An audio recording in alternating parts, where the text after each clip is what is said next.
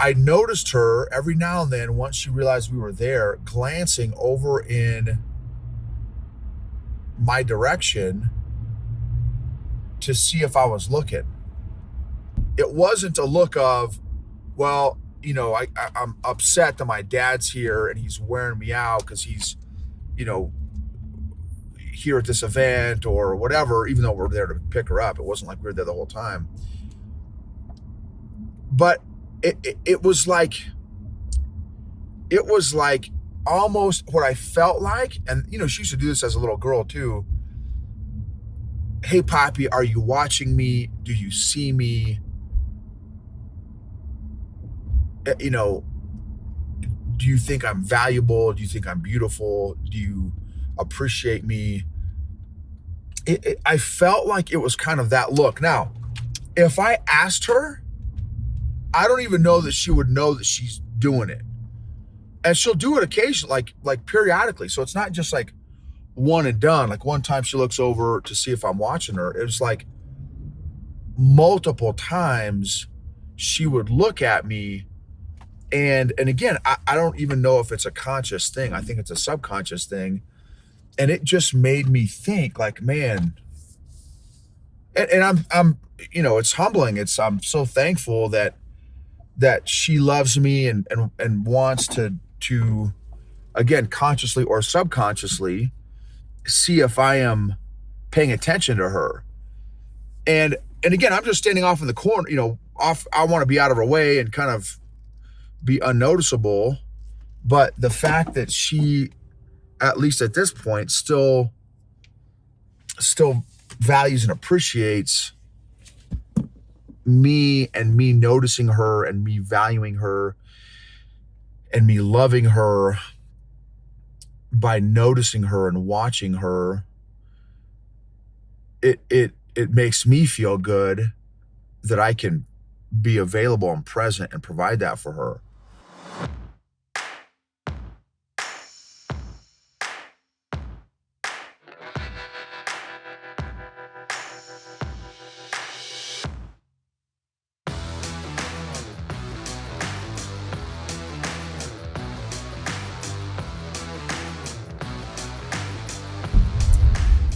EQ gangsters, what's up? On my way to jujitsu right now, and been thinking about a thought last few days.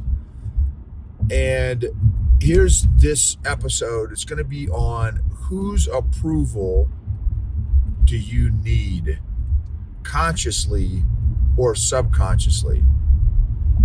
Whose approval do you consciously or subconsciously seek? Are you aware of whose approval that you seek?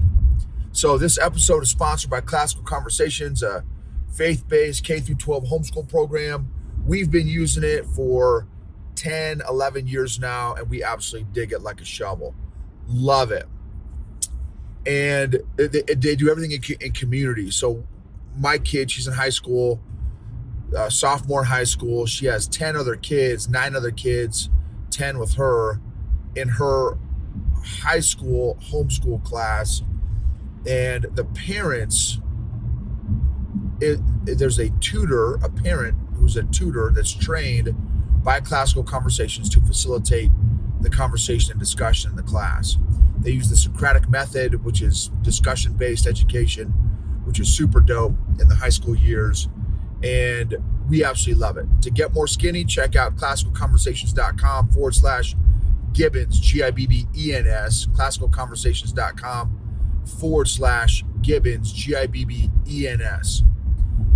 So we have done a number of events, obviously, with our daughter. We're very involved in our daughter's lives, as our sponsor, of Classical Conversations, homeschool family. And homeschool families are very, very involved in their children's lives. Obviously not that public school families or private school families can't be involved in their children's lives. They can be. Homeschool families are involved at a whole different level because, they're not at a school 8 hours a day with somebody else getting trained or educated, they're getting trained and educated by their parents. And so and again, not that there aren't involved public school families. Like, I was a public school guy, and my mom was crazy involved. And my dad, when he was available or wasn't at work, he would come check out games and stuff. But for the, it was my mom, and she was very, very involved, and I was a public school kid. So again, this is not a knock on any, however you're rolling with your kids is fine. And so, but when I've done events with my daughter, we just went to a barn dance, like it was a dance in a barn, and drove out into the middle of nowhere in the country of Colorado. And, we got the beautiful Rocky Mountains that I'm actually looking at right now, which is amazing. For those of y'all that are watching on YouTube, just trust me, it is just gorgeous, beautiful day. And went to this dance, and our daughter's a sophomore, so I'm not trying to be the helicopter parent, dancing right next to her. Although I have a funny story about that too, because I love dancing, and I got that from my 4'10" Hispanic ninja mom, who also loved dancing, who would go to my high school dances to quote unquote chaperone, which was code for her for I want to go dancing. So my mom would chaperone, aka dance, at my high school dances. Well, I'm kind of paying that forward a little bit. But this particular night at the barn dance, I was not dancing. So what was interesting, and of course, me and my wife showed up to pick our daughter up. We weren't there the whole time. We, dropped her off and then came back an hour or two later, I think no, someone else dropped her off, maybe. Yeah, that was it. Someone else dropped her off, and then we came when it was time to wrap up the dance to pick up our kid. And so for the first 10 or 15 minutes, I was doing a good job of being secret squirrel, even though it was a homeschool dance, which sounds even funnier when I say it out loud. But it was a homeschool dance. They were, busting out country music and different dances and stuff like that. Line dances and all these different things. And, they're all like between the ages of 13 to 18, somewhere in that range. So there were not a lot of 13 to 18-year-old homeschool kids with a big giant beard and bald and tattoos. So, but somehow I stayed under the radar from my daughter, so I was able to watch her for a little bit and see her how she interacts with her homies and stuff, which is super cool. Once she saw us there, what was interesting, and this wasn't the first time. This has happened in other dances that she's been to and other events that she's been to. I have noticed her every now, because for those other parents may not understand this dynamic, I love watching my kid. I just love seeing how she's interacting.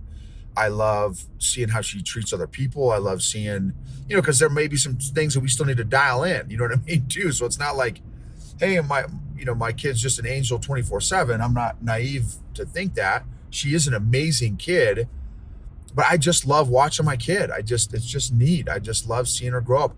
And I've got a few years left, and she's out of the house. Whatever she's going to do, whatever God wants her to do. But she's, we've got only a few years left before she goes off and pursues her own adventures. And so I noticed her every now and then, once she realized we were there, glancing over in my direction to see if I was looking.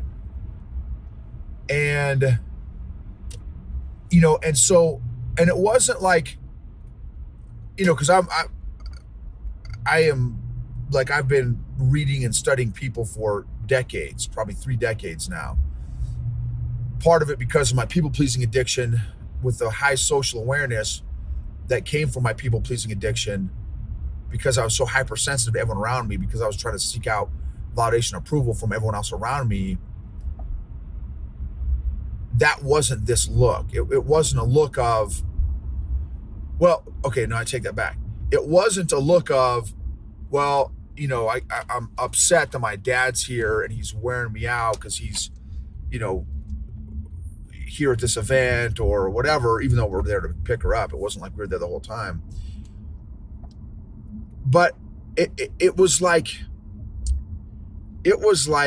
almost what I felt like. And, she used to do this as a little girl too. Hey, Poppy, are you watching me? Do you see me? Do you think I'm valuable? Do you think I'm beautiful? Do you appreciate me? I felt like it was kind of that look. Now, if I asked her, I don't even know that she would know that she's doing it. And she'll do it occasionally, like periodically. So it's not just like one and done. Like one time she looks over to see if I'm watching her. It was like multiple times she would look at me. And again, I don't even know if it's a conscious thing. I think it's a subconscious thing. And it just made me think like, man, and I'm it's humbling. I'm so thankful that she loves me and wants to again, consciously or subconsciously see if I am paying attention to her. And again, I'm just standing off in the corner, I want to be out of her way and kind of be unnoticeable. But the fact that she, at least at this point, still values and appreciates me and me noticing her and me valuing her and me loving her by noticing her and watching her, it makes me feel good that I can be available and present and provide that for her. But it just got me thinking, whose approval do you subconsciously seek out? The approval of someone, of your boss, of your dad, of a grandpa, of an uncle, of an aunt, of a teacher. Who's approval? And then why? What's behind it? For me, I love Jesus. And so I would like to say that I do everything for the approval of Jesus.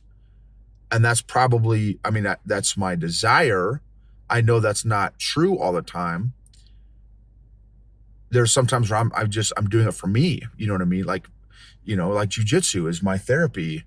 And obviously I want to glorify the Lord when I'm doing my stuff, my rolling and that kind of thing. But I don't know that I'm consciously always thinking, I am doing this for you, Lord. I'm doing this to seek out your approval or validation. And here's what I'm so thankful is that I'm not doing it anymore for the approval of other people. At least I don't think I am. Most of the time. Maybe sometimes I am. I don't know. I got to think about this, y'all. So, but I know that at least 90 to 95% of the time, I am not doing, I don't do stuff anymore for the approval of other people, which, I need to do some more episodes on the people pleasing thing because it is just so incredibly exhausting and challenging and setting yourself up for failure because you will never, ever be able to please everybody, ever. And so it's this impossible task that I was trying to do for most of my life. And it's brutal. It's a brutal way to live. So just evaluate that maybe for yourself. Because I think, and I don't even know. And the other thing too is, okay, so not just who are you seeking approval from or validation from or affirmation from, but maybe the more important question is why? Why? Because I don't know that it's necessarily wrong or unhealthy unless well, for me, I think it is unhealthy unless it's from God or unless it's, the Lord is who you're trying to approve, God's who you're trying to get approval from because, again, humans are fickle. We we change all the time. And especially if you're seeking out one person, I mean, I just don't know. The more I think about it, I just don't know that that's a good idea, to seek the approval of a human being, because, sometimes we may get it, sometimes we may not get it. And so, you know, I think depending on how they're doing, maybe they're having a bad, I just don't think it's a good idea, to be honest with you. Like, are you pursuing the Lord's will for your life? Or, are you pursuing what you want to do with your life? For me, again, I want to do the work of the Lord. I want to be obedient to the Lord, and live a life that's worthy of the calling that I feel God has given me. And I don't want to live for anyone else. I don't want to try to please anybody else and make anybody else happy like I used to, incessantly. So it's a twofold thing here: is who are you seeking validation and approval from? But then again, maybe as important or more important is why. Why are you seeking their potential validation or approval or affirmation? And do some reflection on that. Emotionally healthy people help heal other people emotionally. Emotionally healthy leaders create emotionally healthy cultures and organizations, which lead to and create optimized, maximized performance, engagement, and outcomes. If you don't deal with your emotional issues, your friends, family, and coworkers will be forced to. You are worth going through your emotional issues to get to your emotional health and freedom.